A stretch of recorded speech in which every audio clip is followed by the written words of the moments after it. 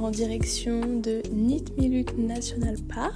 On a 3 heures de voiture avec un stop à Pine Creek. Donc c'est la même ville qu'on a fait hier pour faire de l'essence. On a admiré les paysages qui sont malheureusement brûlés.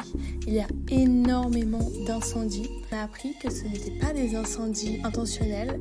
C'est la sécheresse premièrement et surtout les oiseaux qui prennent des brindilles de feu pour les déplacer à un autre endroit. Ça fait voler les insectes pour se nourrir, c'est pour ça que les forêts sont en feu. Deuxième stop, c'est Edith Falls. Tout le monde nous l'avait recommandé quand on était au camping. Surtout arrêtez-vous à Edith Falls et ils avaient raison, c'était incroyable. Il y avait une petite marche de 2-3 km pour y arriver. L'eau était très froide. Mais ça faisait du bien. Il y a aussi un risque de crocodiles qui habitent dans ces cascades, mais franchement l'eau était transparente. Après s'être posé et avoir séché, on a repris la route pour cette fois-ci s'arrêter à Catherine.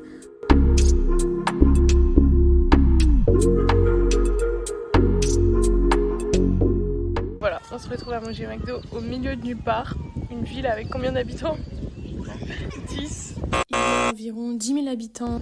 C'est un truc de ouf, que des aborigènes. Et un McDo. Et les hot springs étaient vraiment incroyables. L'eau était tellement chaude, tellement transparente.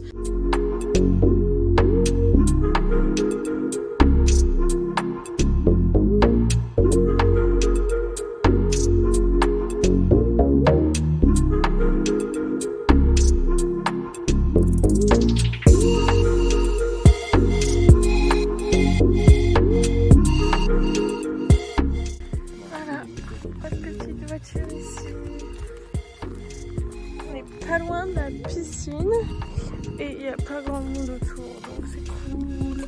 On s'est posé, on a regardé un peu notre planning puisque j'ai tout organisé et qu'Axel n'était au courant de rien. On a revu 2-3 itinéraires pour ne pas faire trop de route.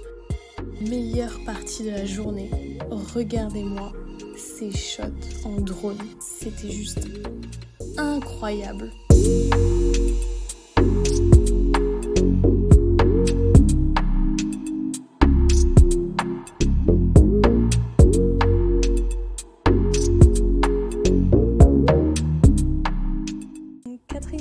Est formée par un système de 13 gorges creusées par la rivière Catherine. On peut aussi faire du canoë-kayak sur ces gorges ou alors une croisière en bateau.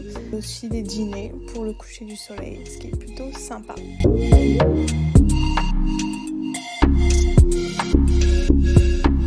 Après ça, on est allé faire le sunset à Barwell Lookout.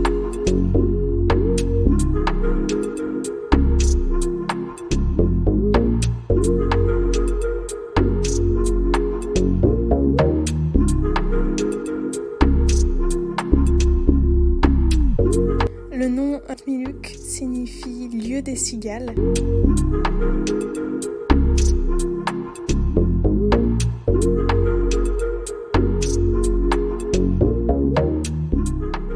Et voilà, deuxième journée done.